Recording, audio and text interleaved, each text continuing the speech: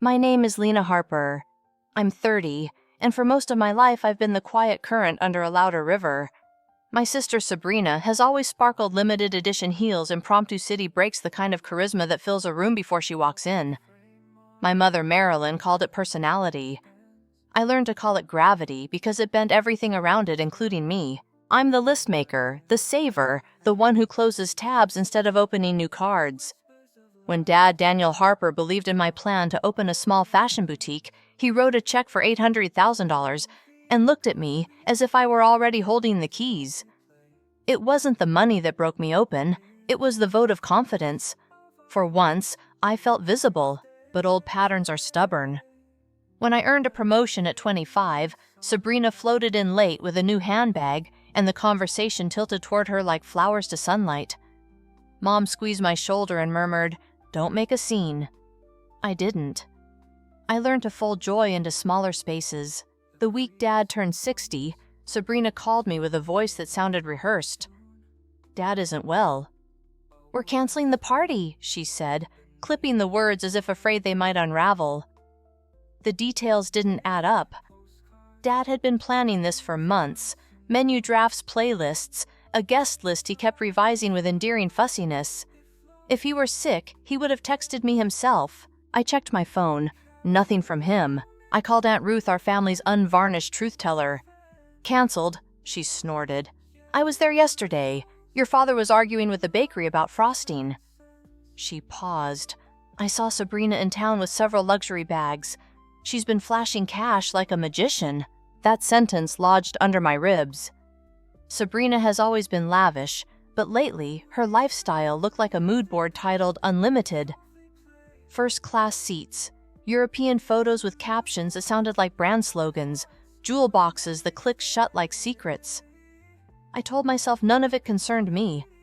Then I remembered a vague alert from my banking app weeks ago, one I'd dismissed between meetings. I booked a last-minute flight west. When the plane touched down after sunset, Maple Ridge was silvered with porch lights and a ribbon of cars along Dad's street. Music filtered through the front windows of the house I grew up in, warm and golden, as if the walls themselves were humming. My heart pressed against my ribs, part relief that Dad was fine, part dread that I was walking into a play where my role had been written out. Inside the dining room gleamed candles, glassware, the comfortable clatter of people who have known each other a long time. Dad looked healthy, laughing with his friends, a soft brightness in his eyes. Mom hovered near the kitchen island, perfectly composed. And Sabrina. She cut through the room in a fitted dress, a constellation of diamonds at her wrist, laughter placed just so like a garnish. Her gaze snagged on me. For a breath, something in her expression slipped, then reset. She lifted her glass in a tilt that could pass for welcome from a distance and pivoted away before I reached her. "Aren't you a sight?" Aunt Ruth breathed, materializing at my elbow. "Your sister told everyone you were stuck in Chicago." "Of course she did," I said, but the words tasted of metal. I handed Dad a small velvet box, his birthday gift, and he hugged me with that steady squeeze that says more than language. The room swelled around us. Someone called for a toast. Forks chimed against crystal. Dad took his place at the head of the table and tapped a spoon against his glass. Sabrina drifted to Mom's side, their shoulders nearly touching, a pretty tableau.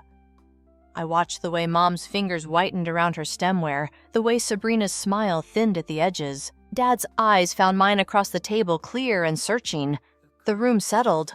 Before cake, he said a word. It was nothing, and it was everything, just a sentence pressed flat as a blade. The chatter evaporated. I felt the ground tilt by a degree only I could feel. I didn't yet know why Sabrina had tried to keep me away, or why my mother's gaze kept sliding to the floor. I only knew the air had the metallic taste of a storm about to split the sky. Dad drew a breath to continue, and I braced. Before cake, Dad says a word. His voice isn't loud, but it lands with the weight of a gavel. The clinking of forks quiets. Laughter thins out like a tide pulling back from shore. Candlelight wavers across rows of faces, neighbors, work friends, 3 men from his cycling group still in soft-sole shoes. Aunt Ruth's hand hovers over her wine glass and doesn't quite touch it. Sabrina stands a step behind Mom, her bracelet throwing small galaxies onto the white tablecloth. Dad's eyes find mine again. They are kind eyes most days. They are not kind now. They are exact. Lena, he says the 200,000 I gave you. What did you do with it? Somewhere a fork taps a plate and then goes still. The room pauses between heartbeats. I hear the number, and for a second my thoughts dive into the wrong drawer, tugging out the old familiar file, the 800,000 he gave me for the boutique, the meetings, the spreadsheets, the draft lease agreements where I wrote my name and held my breath. But that's not what he asked. I know it. He knows that everyone can feel the shape of the question, even if they can't see its face. I start and stop. Dad, I don't know what you mean. Sabrina moves first like a stage cue was whispered into her hair. Oh, Dad, she chirps heartily. Casual. Lena's been swamped. Chicago is eating her alive. Probably a wiring mix-up, Sabrina, Dad says without looking at her.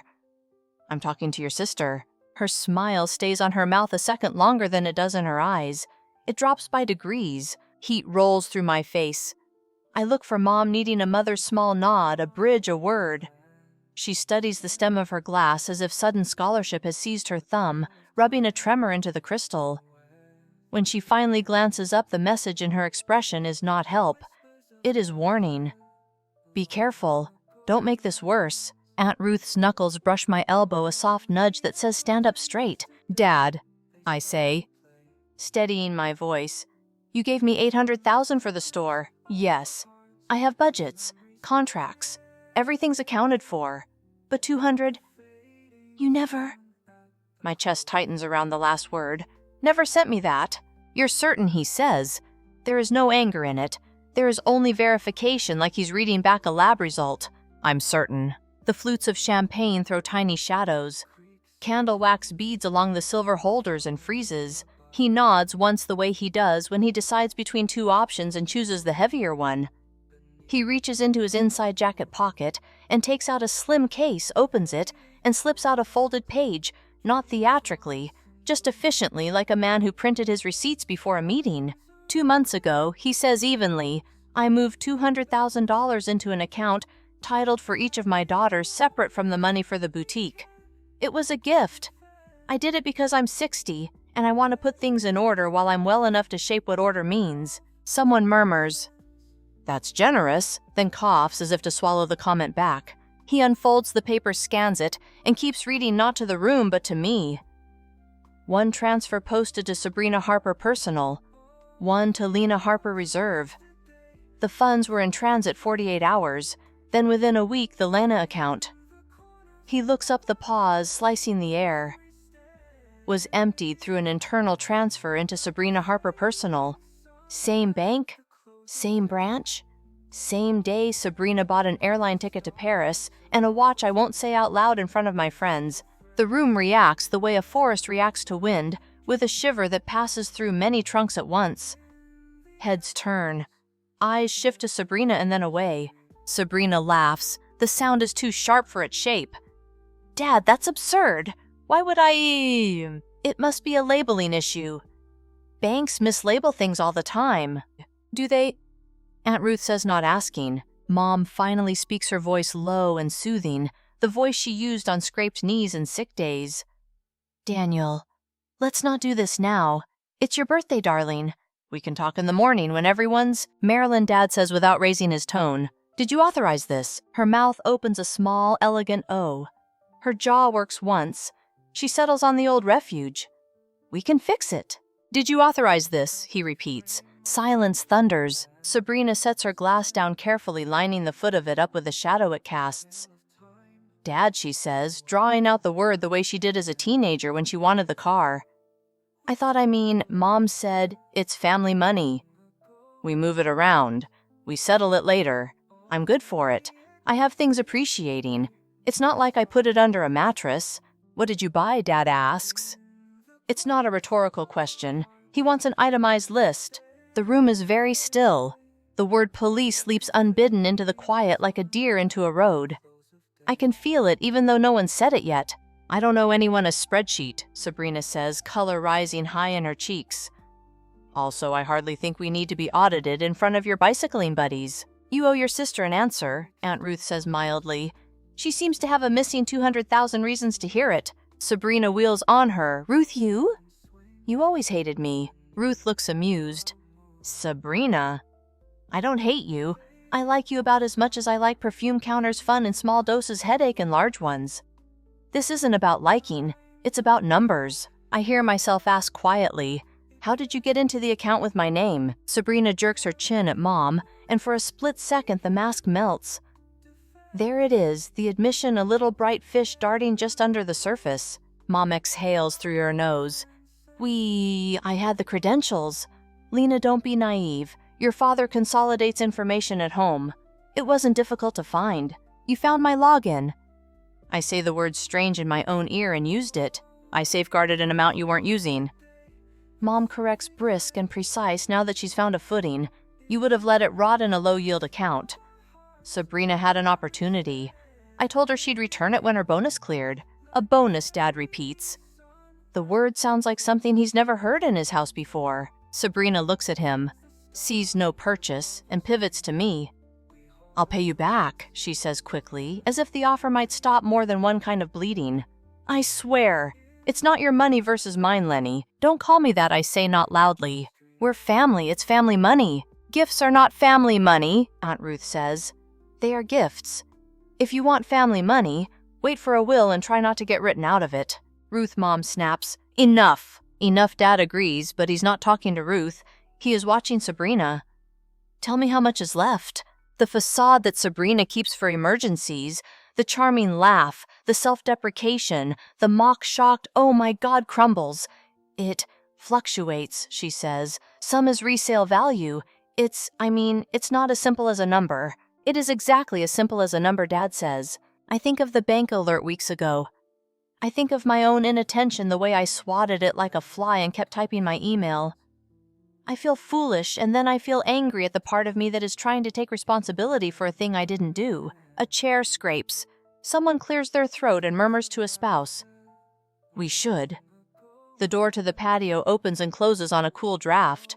Dad folds the paper and slides it back into the case, not because the matter is closed, but because it is exactly precisely open. He takes out his phone. It is the ordinary black of phones everywhere. It looks like a lever. Daniel, Mom, says, the calm voice gone. This is the tight one. Don't be dramatic. Marilyn, he says, stop saying that word to women in this house. It has done enough harm. She flinches like he slapped her, though he didn't move, Dad, Sabrina says. And gone are the compromises, the buttons, the little stratagems she learned watching people give her grace. Now there is only the child in her frantic. Please, we can fix it. I'll sell things. I will do whatever you want. Don't call anyone. You don't have to humiliate us. Humiliation is what follows wrongdoing. Aunt Ruth observes, not what causes it. I can feel all the years stack up between us, the summers we scraped change for snow cones, the way Sabrina got caught shoplifting sunglasses at 17, and Mom convinced the manager to call it a misunderstanding, the way I kept receipts, kept quiet, kept going. Somewhere in there a fuse burned down. Maybe this moment was always waiting. Dad dials. His thumb does not tremble. Sabrina's hand flies to her mouth. Mom takes a step forward, then thinks better of touching him in front of a dozen witnesses who will remember both the touch and the refusal. Dad, I start. He looks at me and his face is a map of things I understand and things I don't. It's not about punishing her, he says softly. It's about telling the truth out loud, and then letting the truth do its job. He speaks to the dispatcher in the calm voice he uses for complex instructions. He gives our address, the nature of the issue, the names on the accounts. He confirms no one is in immediate danger. He thanks the dispatcher. He hangs up and slides the phone into his pocket. He breathes out once a long, thinning thread. The party breaks into little islands. A few guests go awkward. Sorry, call me tomorrow, Dan. Others stay drawn by either loyalty or the gravitational field of a drama they can't look away from. The playlist drifts from jazz to silence and stays there, Lena, Mom says, as if remembering I'm in the room. Her voice is the one she used when I had a fever dark honey and warning. You don't want this. You don't get to tell me what I want for my money anymore, I say. The sentence doesn't feel like me. It feels like a new key finding its lock. She opens her mouth. Sabrina steps in front of her like a dancer hitting her mark and aims her appeal at me instead. I made a mistake, she says. I'll fix it. I swear. You didn't make a mistake, I say, and I'm surprised my voice doesn't shake. A mistake is when you misread a number or forget to attach a file. You made a decision. Her eyes shine, but not with comprehension. I thought... She swallows. I thought Dad always cleans it up. He always... Her lips tremble. He always makes it okay. The doorbell rings. 2 officers stand on the porch, their brass catching candlelight as Dad opens the door. Their expressions are professionally neutral, familiar with rooms where cake sits uncut next to catastrophe. Evening, the taller one says. We got a call about a financial dispute. It's more than a dispute, Dad says. He steps back to let them in. It's theft. The word strikes the table like a dropped coin. It lands and stays. The officers take us in small groups. Dad first, then me, then Sabrina and Mom together at the island where so many school lunches were assembled. They ask for identification for the basics, dates, amounts, authorization. Dad produces the printed transfer summary, then methodically his bank app. When it's my turn, I show my phone the notification I finally dug up from the graveyard of ignored alerts. I didn't notice when it happened, I admit. I see it now. It happens, the shorter officer says kindly, especially when people trust who they shouldn't have to question. He looks toward the island. We'll need to take statements. Likely we'll ask that you come down to the station tonight or first thing in the morning to formalize. Tonight, Dad says. Sabrina's head jerks up. What? No, we can't. I mean, it's his birthday. It was, Aunt Ruth says. The moment passed. Mom's composure finally cracks. Daniel, please. We are your family. You cannot arrest your own family. Ma'am, the taller officer says, calm but firm. No one here is arresting anyone in this room at this moment. What we are doing is documenting. What the district attorney does with that documentation later depends on a number of things, like whether you cooperate the other adds. Sabrina's breath comes fast, then faster. For a heartbeat, I think she might faint. And a part of me, the part that once reached across bunk beds in the dark when thunder came nearly steps forward. I stay still. A boundary is a new muscle. To keep it from failing, you have to use it even when it shakes. I'll sell the watch, she says to Dad. I'll sell the bags. I'll cancel everything. I'll cut up my cards. Please don't make this official. He studies her for a long moment. It became official when you touched what wasn't yours. She closes her eyes. We sit with the officers at the kitchen table and give our stories. They're the same story with different verbs. I believed, I thought, I found, I moved. I meant to put it back. The officers' pens move. Dad's jaw flexes. Ruth sips water like it's whiskey. At some point, a neighbor who has lingered too long finally snaps the elastic of her curiosity and leaves murmuring apologies as if she broke something in the house. The candles gutter down to nub silhouettes. The cake sags a little under its own icing. When the paperwork reaches a pause, the taller officer stands. We'll escort anyone involved who's willing to the station for formal statements, he says. We prefer to do it tonight while details are fresh. I'll go, Dad says immediately. I'll go, I say. Sabrina's eyes flit to Mom's, the way a swimmer looks for the side of a pool. Mom straightens her jacket, smooths a non-existent wrinkle. She has always been beautiful. She has never looked so small. We'll come, she says. Sabrina swallows, nods, and reaches for her clutch, a reflex so ingrained that it would be funny if it weren't tragic. She stops, lets her hand fall, and wraps her arms around herself instead, as if she's finally cold. On the way to the door, I pass Dad's untouched velvet gift box on the counter. I lift it, tuck it into his palm. Open it later, I say. My voice sounds like someone else's, stronger, older. He covers my hand with his. I'm sorry it's like this, he says. I'm not, I answer, and I mean it. I'm sorry it took this long. Outside, the night smells like wet leaves and cooling asphalt. Porch lights shimmer on the street like low stars. The cruiser's interior lights blink once, then settle. We file out a family in a line that looks nothing like unity.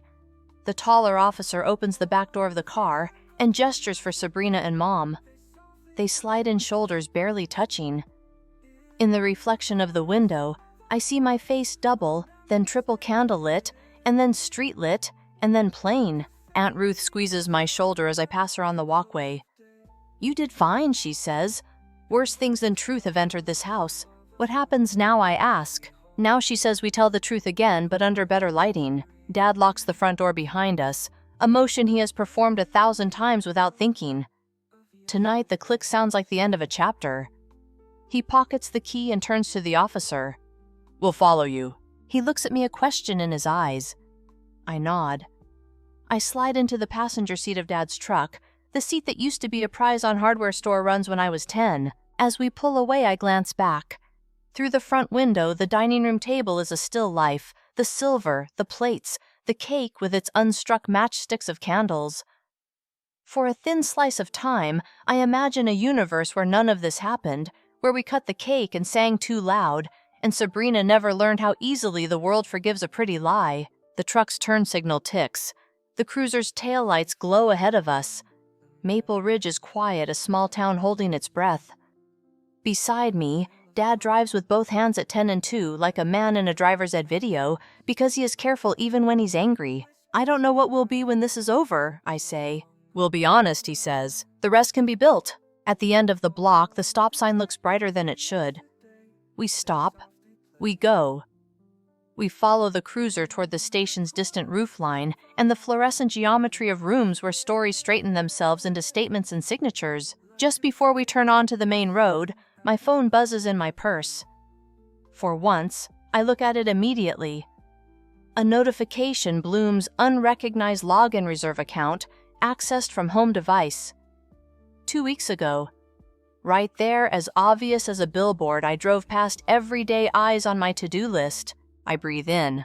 I breathe out. I put the phone away. Beside me, Dad says nothing. He doesn't have to. The road is saying enough white lines, yellow lines, choices. We follow the red lights ahead. Behind us, the house shrinks a square of shadow and glass in a neighborhood of squares. In front of us, the station grows. The future steps forward, patient as a clerk.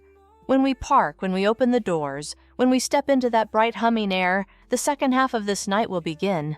And none of us, not me, not Dad, not the sister who thought money was a toy, or the mother who thought consequences were optional, will leave it unchanged. The station looks like every station glass doors that thump shut with bureaucratic finality. Vinyl chairs that pretend to comfort, and fluorescent lights that make even celebration clothes look like costumes after midnight. The taller officer holds the door and gestures us through. The shorter one speaks to a receptionist who slides clipboards across the counter with the distracted grace of someone who moves paper for a living. They separate us not dramatically, just efficiently.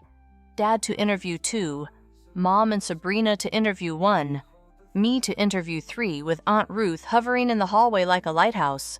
The room they put me in is square and too cold. There's a table bolted to the floor and a camera in the corner with a polite red dot of light. The officer, his badge reads S. Delgado, offers water I don't want, and turns on a small recorder I can't stop watching. "Ms. Harper," he says, voice pitched like a teacher calming a room. "This is routine. You'll tell me what you know in your own words. If you don't know, say you don't. If you remember later, we'll add it." Okay. He asks for names and dates. I give him names I've known since the alphabet, and dates that suddenly have the weight of holidays. He asks how I learned about the 200,000, and I say the number out loud for the second time tonight, and it still sounds like I'm inventing it. I tell him about the call from Sabrina canceling the party, the nothing from Dad's phone, the truth from Aunt Ruth. I tell him about the bank alert I ignored here. I feel my cheeks heat, and I hand him my phone with the notification pulled up like a bruise. Delgado's pen moves without drama. "Did you ever authorize anyone to access the account labeled reserve?" "No." "Did you share credentials?" "No." "Do you know how your mother would have gotten them?" "Only that she runs her hand across the top of every surface like she's feeling for dust," I say. Then wince. "I mean, she keeps our house very tidy. Dad sometimes leaves folders on his desk. Password lists. He's old-fashioned about some things." Delgado nods. "Understood." He tilts his head. "You seem composed." "I'm not." I say and hear how even that sounds practiced. I've been practicing composure for 30 years. He looks at me for a long second in a way that says he's filing that last sentence somewhere more important than the others. Then he clicks the recorder off. "We'll want you to sign the typed statement before you leave," he says. "There may be a question or two later about transactions you didn't initiate. If we need bank cooperation beyond what your father provided tonight, we'll subpoena. You won't have to hunt for anything." Thank you, I say, meaning it, because the thought of hunting through my own life for proof that I didn't do something I didn't do makes my bones ache. When he opens the door, Aunt Ruth is a paper silhouette against the hallway light. You all right, kid? I'm upright, I say. Good enough, she says, and squeezes my wrist once. Through the glass of a one-way window, we can see interview 1. Sabrina sits with her hands laced so tightly her knuckles are moons. Mom's posture is immaculate spine jazzed with indignation and fear. Across from them, a woman detective speaks in a tone I can feel through the glass, gentle as a hinged lid, firm as the catch that keeps it shut. Can they see us? I ask. No, Delgado says. But you can see a lot of people for the first time when they think they're alone. As if cued. Sabrina leans forward, mouth moving fast, eyes bright with the effort to make a narrative gentle enough to cradle. Mom touches her elbow 1-2, then pulls her hand back like contact burns. You don't have to watch, Ruth says. I do? I answer, surprising myself. I avoided a lot of things so I wouldn't look cruel. I'm done with that. Across the hall, Dad emerges from his room. He looks older in this light carving knife shadow under his cheekbones, a narrowing around the eyes that is not fatigue so much as focus. He sees me, and something in him softens just enough to carry us across the floor. They're processing statements, he says. We'll sign. Then we sit in the world we made. The world they made. I start, and he shakes his head gently. We made it by allowing it, he says. A house has the walls it tolerates. Delgado returns with a typed version of my statement. I read it twice, superstition, making sure the letters can't be rearranged by grief. I sign. Dad signs his. Across the glass, the interview ends. The detective stands. Sabrina's shoulders drop, but not with relief, the slump of someone whose story has stopped working on an audience that usually claps. We don't go home that night. We drive to the county station with the officers to make sure filed means filed. It's after midnight when we leave a thin time where even our town's late diners have flipped chairs on tables. Aunt Ruth insists we sleep at her place. She finds blankets, puts the kettle on, speaks in present tense like a bridge she's building as you cross. In the spare room, I lie on a daybed that remembers other midnights. The wall clock ticks. In my head, an itemized list scrolls the way I used to inventory the boutique in my mind, except this list is people, and what they took, and what I let them take, and how to stop that forever. Sleep arrives in slices. Morning is a kind of new, but not the shiny kind. The kind forged because the old kind bent. At 8, Ruth's kettle whistles. At 9, the phone rings. It's a detective from Financial Crimes who introduces herself as Detective Morrow. She's brisk and thorough and says the phrase victim impact statement as if she's said it enough times for it to stop sounding like a Band-Aid on a broken thing. She explains that the district attorney will review the case quickly because the sums are high, the paper trail clear, and the defendants cooperative enough to be processed without cuffs. She asks if we can come to the courthouse at 10 for an initial appearance. We'll be there, Dad says, and the steadiness in his voice is a raft. At the courthouse, everything is beige except the flags. A young prosecutor with an old briefcase meets us in the hallway. He's all elbows and apologies, and tells Dad they'll likely charge felony theft with an enhancement for accessing a protected account. He says phrases like nonviolent first offense pretrial release conditions and restitution schedule. He makes eye contact with me when he says restitution, like he knows that word is doing more than math in my chest. Sabrina and Mom arrive through a side door with a public defender whose shoes squeak like honesty on polished tile. Sabrina's makeup is lighter than usual. She looks like herself minus the gloss, which is to say she looks like a person. She sees me, and for a flicker a memory passes between us, blankets on the living room floor, a thunderstorm that turned the trees into arms. For a second, the room is 11 again. Then the bailiff calls the docket and adulthood resumes. The judge is the kind of neutral that comes from practice. She reads names, asks counsel to confer glances at papers that have more to do with how the world sees us than how we see ourselves. The charges are read in a voice that could also read recipes. Sabrina pleads not guilty with her mouth and guilty with her eyes. Mom pleads not guilty and does not look at me. The judge releases them on recognizance with conditions, no travel without permission, no access to any accounts belonging to me or Dad, no purchases above a threshold without notice to counsel. We are told there will be a status conference in 3 weeks to discuss discovery and whether the case will go to trial or to a plea. Outside the courtroom in a corridor that smells faintly of coffee and floor cleaner, Sabrina approaches. The public defender hovers, but lets her stand within arm's reach of me. "I'm sorry," she says. There are no chandeliers in her voice now, just the dull bulb of regret. "I don't know how to say it right." "You could try with the truth," I say. She nods. "I took it because I thought I could fix everything else with it," she says simply. Dead image, the feeling that I was still winning. I thought I'd put it back before anyone noticed. A bonus was coming, a commission, a miracle. I told myself 5 stories and chose the one that made me the hero. And Mom, I ask because I need to see the thread, not just the beads. She found the list. She didn't make me do it. She didn't stop me either, she says. She said, "We'll make it right before it matters." Before it matters, I repeat, because words like that rot a house from the beams. Sabrina looks at my hands like they might hold a blessing. "I'll sell things. I already did. The watch, the bags, the ticket credits. It won't be all of it, but it will be a start. I want to ask why, as if the answer would build a bridge back across the water we chose.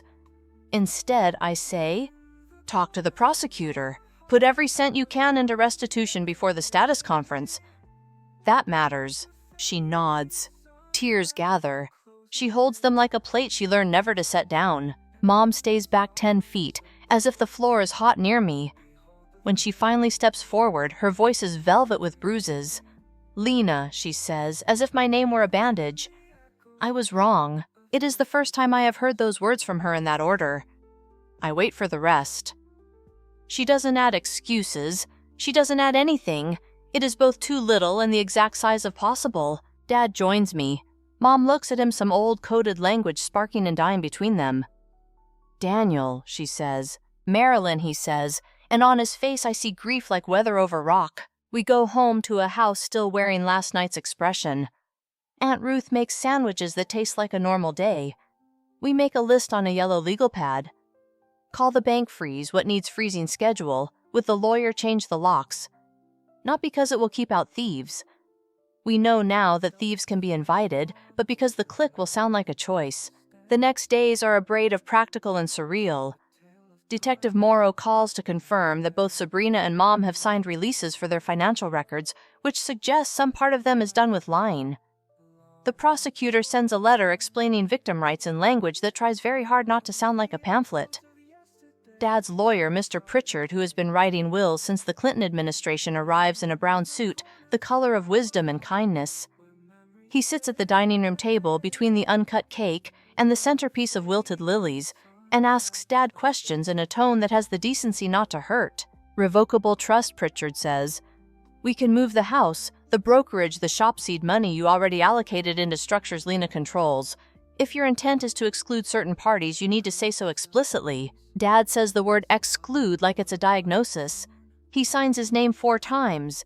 Each signature looks like his, and a little like a new person learning to write. When Pritchard leaves, the house is quieter, but not heavier. Something about writing a line on paper makes room for breath. We spend a long time on the back steps watching the afternoon decide whether to rain. Dad shows me the patch he reseeded that finally took. He points to the fence he'll need to restain before fall.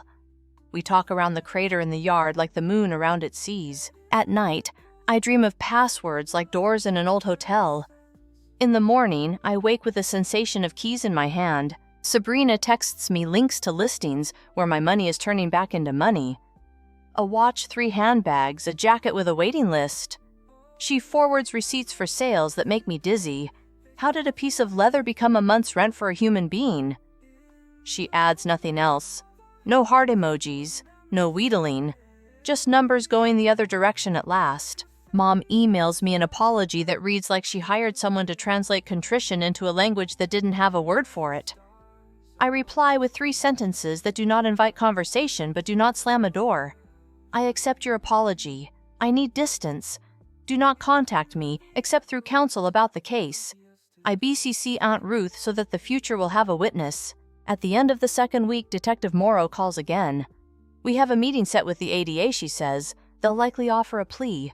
Full restitution, probation, financial counseling, community service.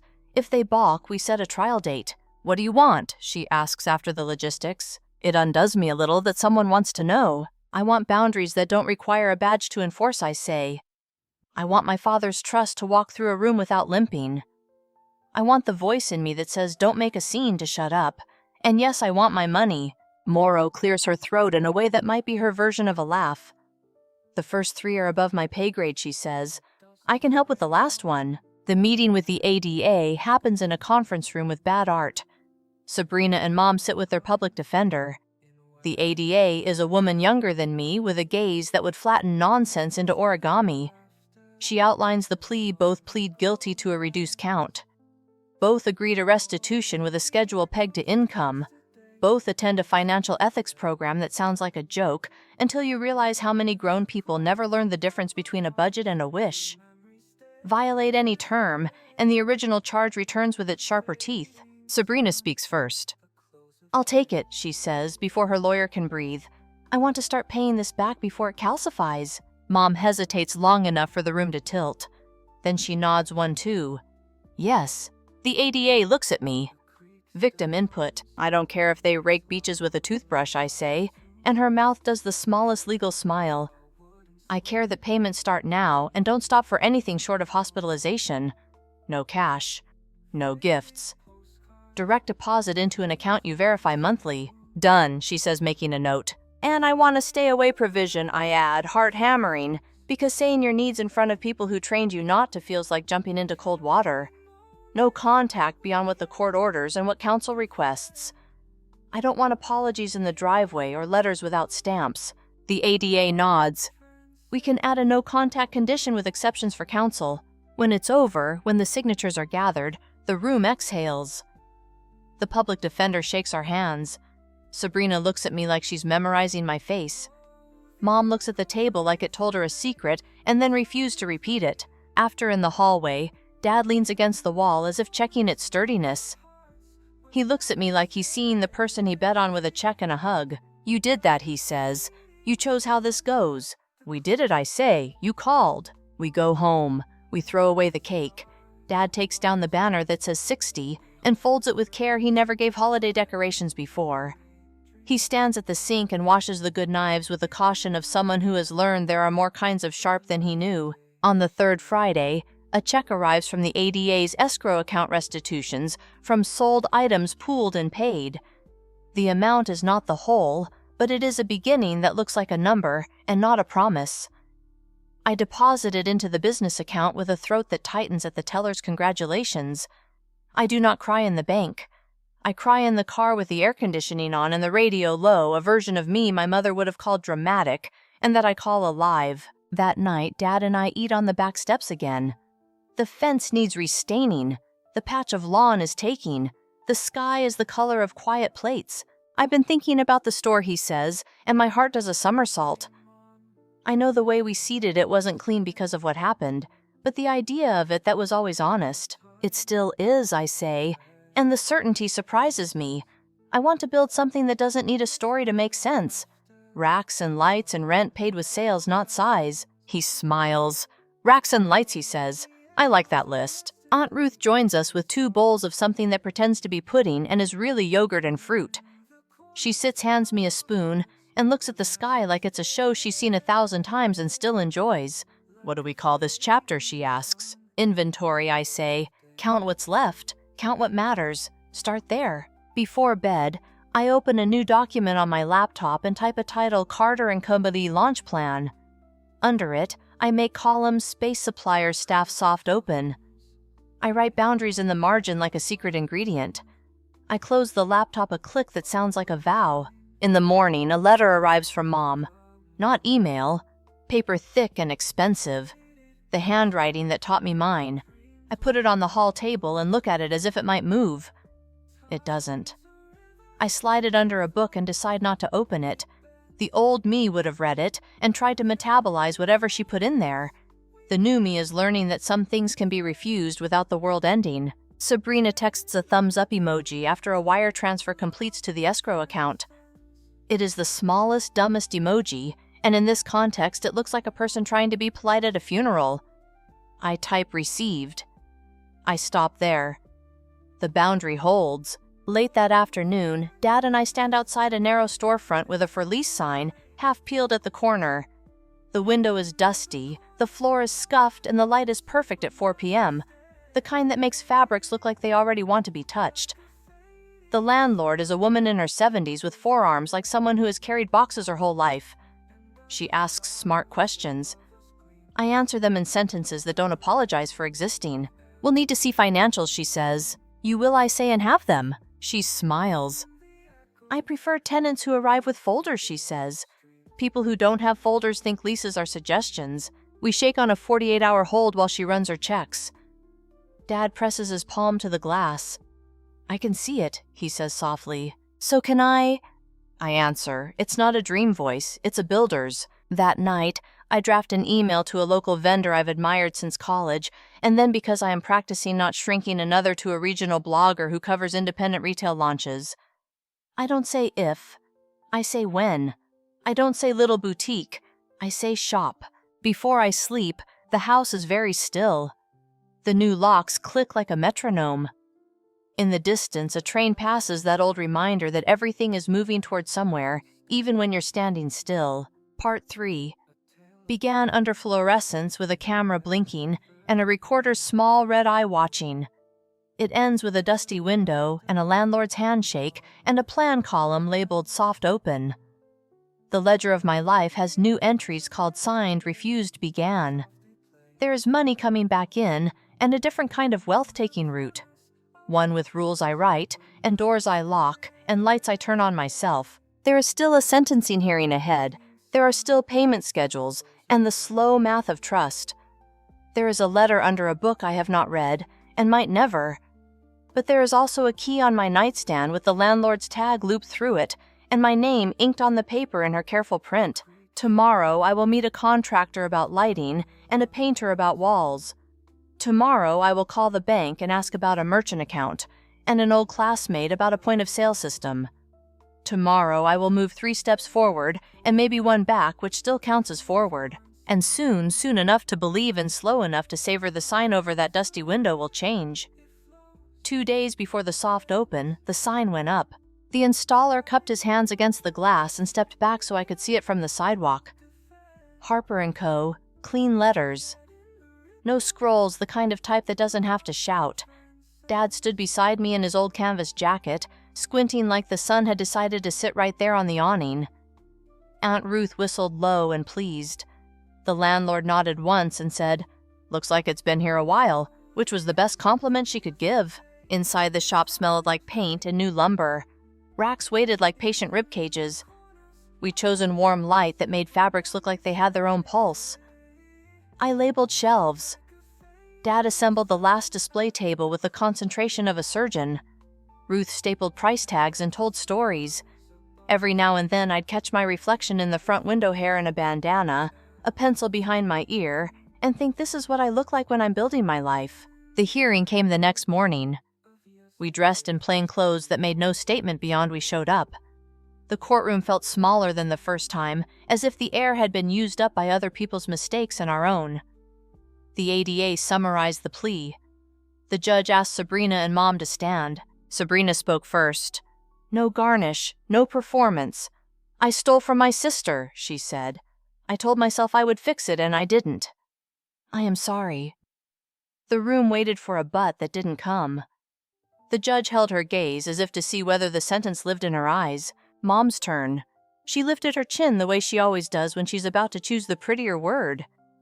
Then to my shock, she didn't. "I helped," she said. 2 words heavy as an anvil. I told myself it was temporary. That's how I've told myself many things. She looked at the floor. I was wrong. The judge imposed the terms we knew were coming. Probation, financial counseling, community service, a restitution schedule set to income, a no-contact order with exceptions through counsel. A violation would revive the original charge. The gavel's tap sounded like an object gently set down, not thrown. We didn't hug in the corridor afterward. Sabrina didn't ask. Mom didn't either. We nodded like travelers at different gates, hearing the last call for 2 destinations that are not the same. When they turned away, I felt something unclench in my chest. Not victory, not relief exactly, but the end of an argument I'd been having with myself since childhood about how much harm I was required to swallow to keep the peace. That night, back at the shop, Dad laid a small box on the counter. The velvet birthday box I'd pressed into his hand on the worst night of our lives. "I never opened this," he said, soft. He slipped off the lid. The watch lay inside face simple band dark. He fastened it on and lifted his wrist. "For your opening," he said, "so I'm not late to anything that matters." "I like that rule," I said. On opening day, I woke before my alarm and listened to the house breathe. The new locks clicked behind me like a metronome. Maple Ridge was white sky bright. I made coffee in a paper cup and walked the 2 blocks to the store holding a ring of keys that felt like punctuation marks. We didn't do a ribbon. We did a door and a bell, and a small chalkboard that said open. At 9:02 a.m., our first customer came in, an art teacher from the elementary school, who ran her fingers over a linen dress and said, "I've been waiting for someone to pick for me so I don't buy the wrong things." At 9:17, the blogger posted a photo of the front window with the caption, "New gem on Willow Street." At 10:03, the point-of-sale system made its first chime, a bright little sound that felt like forgiveness for every ignored bank alert in the world. By noon, there were 3 people at the register and 2 in the changing room knocking on the door to ask if we could bring other sizes. Dad floated between tasks, tightening a screw here, refolding a sweater there. Ruth worked the floor like she'd done it all her life, telling a nervous teenager, "You're allowed to wear clothes that like you back." I looked up at one point and saw Dad checking his watch with the solemn pleasure of a man measuring time he finally owns. He caught my eye and mouthed, "Proud of you." I mouthed "me too" and surprised myself by meaning both parts. In the quiet between rushes, I answered an email from the ADA funds received schedule set next transfer date. Numbers moving the right way. Not fast, not magic, just work. I forwarded the note to my accountant and closed the thread without adding a single extra sentence. Boundaries can live in email too. Around 4, the light did that trick again, sheets of gold across the floor, the sign outside casting a shadow that underlined the counter. A little girl pressed her palm to the glass and then to a dress, as if checking that both were real. Her mother laughed. I rang them up and handed over a paper bag with our name on it. The mother touched the ink with her thumb like she could feel the letters. When we flipped the sign to closed, the room held the day's warmth the way a person holds a secret they love. We counted the till at the counter while Dad swept, and Ruth wrote down a list titled "Tomorrow." I thought about all the other lists I'd ever made: food, rent, hopes lined up like soldiers, and felt for once that the math matched the life. We took dinner on the back steps again, soup from the bodega and real bowls. Dad in his watch, Ruth with her feet in old slippers. The sky was the color of primer. The air smelled like cut grass and hot metal cooling. Dad pointed to the fence and said we'd stain it Saturday. Ruth said she'd bring lemon bars that were 90% sugar and 10% advice. "Do you want to open the letter?" Dad asked at last, meaning the thick envelope from Mom that I'd left under a book. "No," I said, "not yet. Maybe not ever." I waited for the familiar guilt to flare. It didn't. In its place, a quieter sensation: permission. We sat there a long time, not talking. The neighborhood lights came on in a scatter. Somewhere a train threaded the edge of town. I thought of the judge's gavel, of Sabrina's 2 true sentences, of Mom's 2 even truer ones. I thought of the sign, the first sale, the promise I had made to myself when I put a pencil behind my ear and wrote boundaries in the margin. When we finally went inside, I locked the door and checked it twice. Habit and joy both. In the hallway, I passed a mirror and caught a glimpse of a woman who looked like me, but steadier. I wanted to tell her something simple and enormous. So I did. "Honesty first," I said to the quiet house, "then everything else." I set Dad's watch box on the shelf by the keys, its velvet dark as a night that has already been survived. Tomorrow would bring deliveries and returns, and a customer who needed hemming and a spreadsheet that didn't balance until it did. Tomorrow might bring a transfer, a court reminder, a memory that hurt less than the week before. But tonight was a full stop where there used to be an ellipsis. I turned off the lights one by one, and the shop across town glowed in my mind. Racks, breathing tags, whispering the sign on the glass, spelling the future in letters we chose. Then I went to bed, and for the first time in a very long time, I slept like someone whose life is hers. Thank you so much for listening to today's story. If this story resonated with you or made you reflect, I'd love to hear your thoughts, so feel free to share them in the comments below. And don't forget to like, subscribe, and hit the notification bell so you won't miss the next story. I'll see you next time as we continue exploring more journeys and lessons together.